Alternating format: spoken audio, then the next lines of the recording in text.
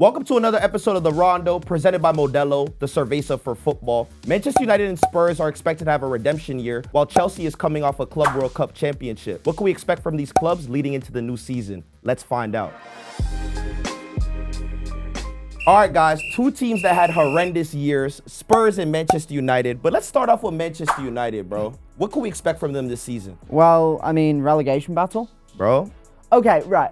Looking tough. It can't be that bad. You know the clip. It's like there's no way this can get any worse. Any worse? And he goes, it can. Oh, like absolutely. there is a very real chance that Man United could finish like 12th, and that's just their level. I don't know. I feel like they're badly coached by a manager that doesn't understand how to put a team together functionally. The players don't seem to want it, and they've just thrown a bunch of money at the wrong signings. You know, normally how when a team's bad, like Tottenham will get to, right? Like Tottenham were bad last year, but now they bring in the right manager. You see the players like, all right, this is the vision. Like, what's actually the vision for Man United other than just be Man United? Bro, one thing I will say, Ruben Amorim on that bench looks so grim, bro. Even when they score goals, I've never seen a manager like not even celebrate. He just comes off the bench and walks around with a straight face, bro. Like, you could tell it just looks like he genuinely does not enjoy coaching that club. And that goes down to the players, bro. If you're looking like a guy who's not excited when your team scores a goal, playing the system that you implemented and that you love, why would the players want to even play for you in the first place? No. And even saying that, I'm watching these Manchester United games as well. It's not like they're not creating opportunities. That game against Burnley, that game, like these matches, I would understand, Tom, if we were footballers and we were on a team and me and you were playing up top as striker, and if we were getting no service, I'd be like, yo, bro, we're actually getting no service. What do you expect us to do? I've seen Mbuemo miss opportunities, Amad Diallo miss opportunities, Cunha miss opportunities, Bruno Fernandes miss penalty kicks. These are opportunities to win games, to score, and to get points onto the season. How could you really blame that on a coach? No, I don't think you can, but at the same time, I think you need to set up a system that gets your team consistently really good ones rather than a bunch of like, do you know what it is? Do you remember the first game of the season when Arsenal won 1-0, right, at Old Trafford? And we were like, oh my God, Man United played so well. Oh. Well, what was the score? 1-0. 2? Arsenal. Right, like, so what, right? It's like they're sort of half creating chances. There are better ideas here. There's a better structure. But at the same time, it's like there's no sort of clinical intent. And like, this is such a boomer point, man, but there's no vibe. There's no vibe. There's no vibe. They all seem just sad and bored. Sad, and bro. Like, the Liverpool fan of me for a while was like, ha ha ha ha, isn't this great? And now I'm just like, damn, bro. We're making Manchester United sound like a graveyard, bro. Yeah, Let's go through with some positives as well. Like, what are the positives then? What are the positives? You know, they've spent a lot of bread. Is that That's a positive? I mean, they've signed. No, I'm just saying. They were going in this season with Cunha, Sesko, and Mbuemo as their front three. Out of those three so far, Brian Mbuemo has impressed me the most. He still looks like a quality striker to have. He had a great finish against Burnley the other day. He's creating some opportunities. Cunha as well looks like a baller, bro. I think for Manchester United, it's just like, do they really want to play together? Do they really want to win together? Are they willing to really sacrifice together? Because when you watch Liverpool, for example, you know those players are willing to die for each other to win a match. Yeah. When I look at Manchester United, when the going gets tough, when you're playing a 4th division side and it gets cold and it's raining outside and you don't want to play in that game, is there anyone at Manchester United that looks like they really want to be out there grinding for a dub? So there were two problems with that. The first was Amorim with his little tactics forward on the bench, not watching the penalties. Yeah. And the second was Bruno Fernandes, who after he scores the pen, didn't look arsed. Like, your club captain. Like support the gang. Yeah. Like at least act like you give it. Right? Of course. I mean, and the thing with Bruno as well is that he turned down that Saudi move, didn't he, over the summer? And he admitted, he's like, yeah, I could have left, but I wanted to stay and fight. And then Man United fans were like, great, he wants to play for us. And then he doesn't fit the system. Yeah, and then he doesn't fit the system. But like anyone who looked at that Man United team this summer, and I don't want to claim I am a football savant, even though I am a genius, they needed a centre mid.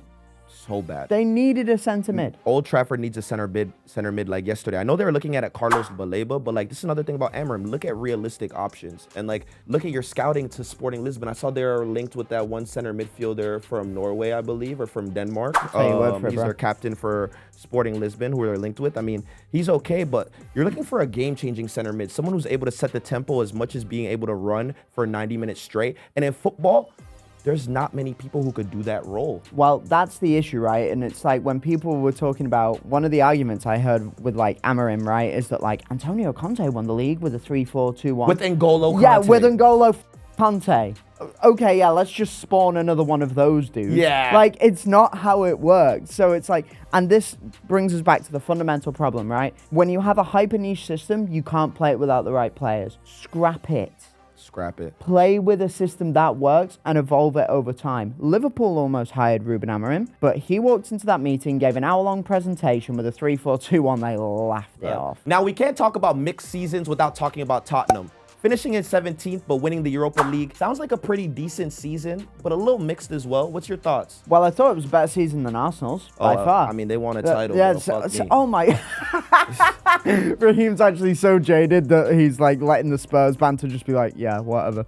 No, I think Spurs have done really well to reinvent themselves. I was a massive Ange Postecoglou truther. I really liked him, and I thought this is going to be Boomer. He's a decent bloke, and there aren't many decent blokes in any sport. Yeah. Do you know what I mean? Like, he seemed like a nice guy who would just be a nice dude. But he was a nice guy, man. Yeah. And he won a Europa League while he's at it. Right, but we got to dude. talk about the future, man. Okay, we got to Thomas talk about, Frank. We got to talk about coming the in actual from Brentford. football. We got to talk a little bit about the signings that Tottenham's been making as well. Randall Kolomuani on loan, Xavi Simons, Yeah. you know, as well. Mohamed Kudus. Mohamed Kudus, who's been a game changer for them already so far. Mate, do you know what's funny is that Thomas Frank does like his three at the back, right? And he's done a similar thing he's a similar manager to Amorim in terms of system, but he's signed the players that make sense. Do you know what I mean? Yeah. And I think Tottenham could actually be really good.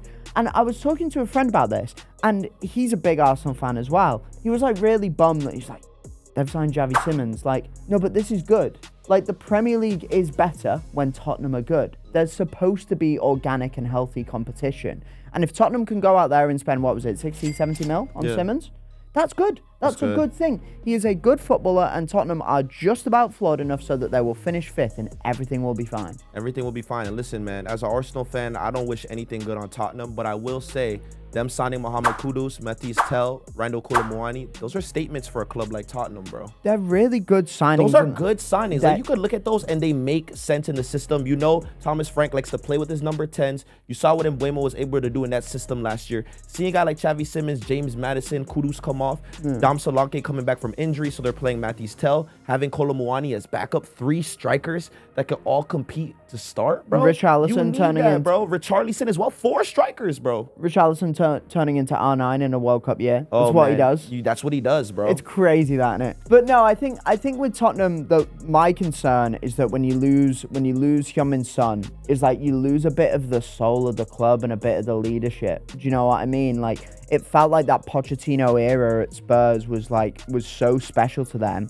Even though I think there's a bit of revisionism because they didn't actually win anything, did they? But like that era was so special, and it got Spurs fans like honestly reinvested in the club. And it kind of seems like that old guard has kind of moved out now. So you've ushered in a new era with new leaders, and I think it might take a while to click. And Champions League football's going to be really hard on them. What Spurs need is belief. I think last season, though, you could kind of look at it from the last tables that this might have been a one-off. Like, I don't see Tottenham finishing 17th again this year. True. But I think now the question is with Tottenham, are they 8th or are they 5th? Yes, and I think for them as well is how much is the Champions League going to affect that squad? Do they have the depth to survive a winter?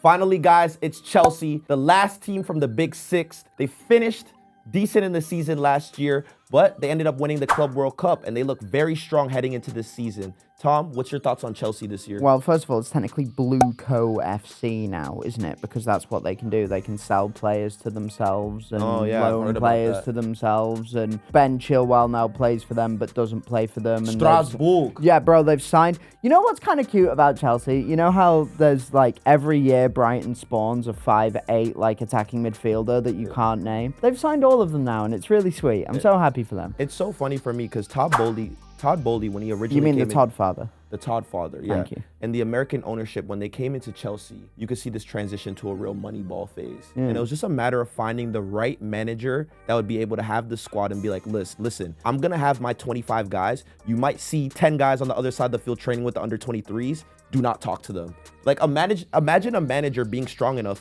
to tell like a guy like Raheem Sterling, bro, don't even come to training. You're not a part of the club. We're trying to sell you. Like, a manager like Maresca can handle that pressure. That's what's slightly insane is that when Chelsea started buying a bunch of young players for like a bunch of money and we were like, who are these dons? Like, we all laughed at them.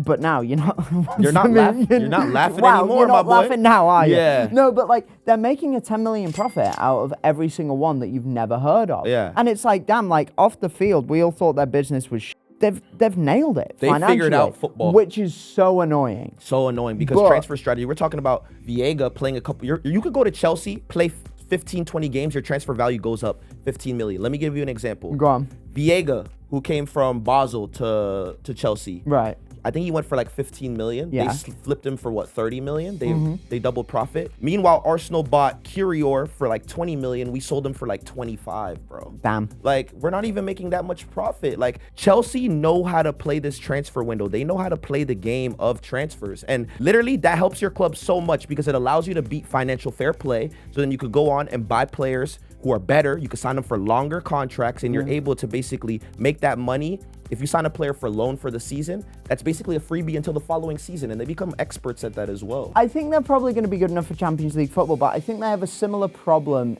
in the who's their star player? There's a big elephant in the room, man. I think Cole Palmer. Where's the form? Yeah, I don't know. I think he's probably. It's a tactical thing, but it's also like Maresca plays very attritional football. Like he's moving towards that like Arteta phase. Very slow phase. Very slow. And notice Chelsea, they don't go on counterattacks. No. They'll turn the Cole Palmer will get the ball pretending recycle. Yeah, right and around. do the little swivelly The thing. swivel The little thing. swivelly We thing. watched that a lot in the club. Yeah, we did. We were sitting there in press boxes like, can you do something? Yeah. Can you please? Where's do the counter? something? We're like, the counter's on. The it's counter's like on. It's like, but it works. It works. But it works. That's the thing. But one thing I do worry about is that I think there are going to be a lot of draws. There might be a lot of like sort of disappointing results. But the same thing is that like I think the average age of that squad is still probably one of the youngest. 26, I believe. Well, it's young enough, right? Yeah. Like, and I feel like they'll still sort of they'll get there, but it's still fit. And this is horribly ironic that given how much money they've spent, I still think they're a signing or two away. I think they're a signing or two away. And also, with Chelsea playing Moneyball and signing these players so early, they don't have the leadership or experience There to win you the go. league, bro. There look you at go. Liverpool. You could look to a guy like Salah who's won the league already. You need an example in that club to show you how to win a league, how to win high-pressure games when it's not going your way, and how to compete when games are going your way either. And Chelsea don't have anyone on the squad. When Thiago Silva was there, he was that guy. He was like their father on their squad. With him gone now, there's no one for their Chelsea players to look up to and be like, yo, that's inspiration. That's someone who's won the CL. That's someone who's won the Premier League. That's someone I can look up to and be like, yo, he's going to lead us to win the league. I don't have the experience, but at least he could teach me how to win it. And they don't have that. Do you know who Chelsea should have signed? Who? They should have signed Alexander Isak. It would have made total sense. They should have signed a Q centre forward. That's what they need. They need a cutting edge that they don't quite have. But look, they've got quality all over the pitch. They're going to be really good. They're going to make it really difficult for a lot of very good teams, but I think they'll still just come up short. These players are young, bro, but they need to win games now. Do they have the time to win? Time will tell. But at the end of the day, for Chelsea, we're only gonna see if they could compete at this level, if they could, see if Cole Palmer is gonna be able to fit in this system, get back to form. They need a fit and firing Cole Palmer, especially before the World Cup. You need a player like that to be succeeding. I don't think Chelsea does well or as well as they can this season if Cole Palmer is not firing. We're looking forward to seeing these clubs show off their ability this season. Thank you guys so much for watching another episode of the Rondo presented by Modelo. Modelo is the cerveza for football. With their involvement in the beautiful game for over 30 years, Modelo knows a thing or two about great competition. You too can enjoy great competition with the official cerveza for football, Modelo. A big thank you to Modelo for sponsoring today's episode.